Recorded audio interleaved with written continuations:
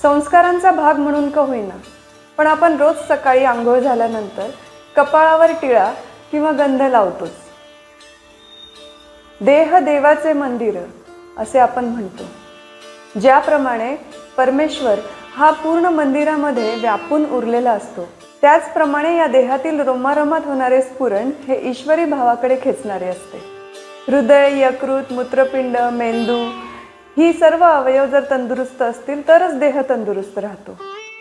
ही सर्व अवयव म्हणजे या देहरूपी मंदिराचे स्तंभच आहेत जणू। याच देहरूपी मंदिरामध्ये भगवंत व्यापला आहे आणि आत आत्मा साक्षात परमेश्वर आहे। या देहस्थित मूर्तीस गंध लावणे म्हणजे छोटीशी देवपूजाच आहे।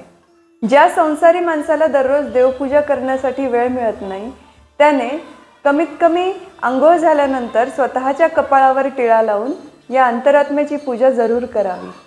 कपाळावरती 2 भुवयांच्या मध्ये असलेले स्थान म्हणजे आज्ञाचक्र, जे योगशास्त्रामध्ये एक महत्त्वाचे केंद्र मानले जाते। कपाळावरील या भागाच्या मागे मेंदूमध्ये पिट्युटरी ग्रंथी असते, जी शरीरातील इतर हार्मोन्सला नियंत्रित करण्याचं काम करते। कपाळावरील या भागावर टिळा लावल्याने ही पिट्युटरी ग्रंथी तिचे कार्य अधिक प्रभावीपणे पार पाडते, हे शास्त्राने देखील सिद्ध केले आहे। आयुर्वेदानुसार कपाळावरील हा भाग पित्त दोषाशी निगडित असतो। यावरती चंदन किंवा गंध लावल्यामुळे ह्या भागाला थंडावा मिळतो आणि एकाग्रता आणि मानसिक शांतता अनुभवता येते।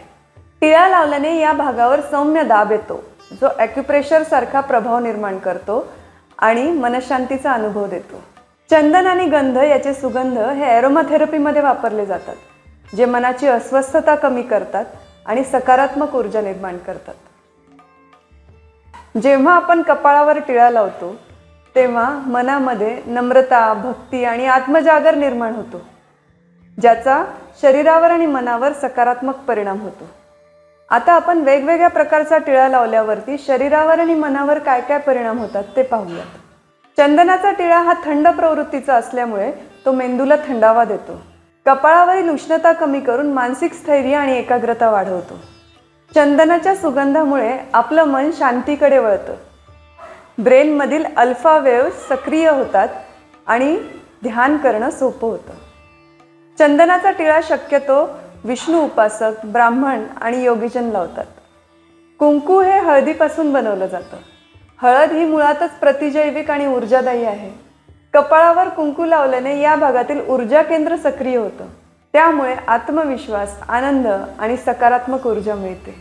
कुंकवाचा टिळा हे सौभाग्याचं लक्षण मानलं जातं, त्यामुळे मुख्यतः वैवाहिक स्त्रिया आपल्या कपाळावर कुंकू लावतातच, पण पुरुष देखील पूजेच्या वेळेस किंवा काही कार्यक्रमाच्या वेळेस कपाळावर कुंकू लावतात। भस्माचा टिळा किंवा विभूती म्हणजे पवित्र राख असते। ती औषधी वनस्पतींच्या हवनापासून बनते।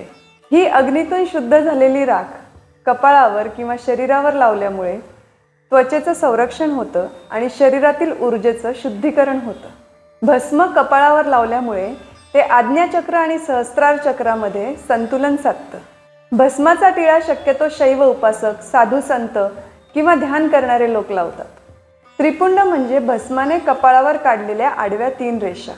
या 3 रेषा 3 गुण दर्शवतात: सत्व, रज आणि तम।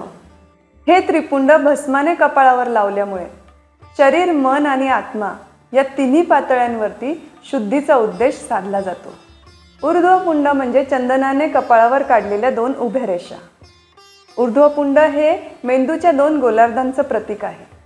हा टिळा कपाळावर लावल्यामुळे तो मेंदूला संतुलन आणि शांतता देतो। हा टिळा शक्यतो विष्णू उपासक लावतात। ही माहिती तुम्हाला आवडली असेल तर आपल्या मित्रमैत्रिणींना नक्की शेअर करा आणि आमच्या चॅनलला लाईक आणि सबस्क्राईब करायला विसरू नका।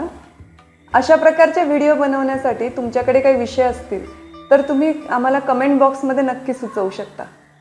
भेटूयात पुढच्या अशाच एका व्हिडिओमध्ये। तोपर्यंत ओम साईराम, जय गजानन।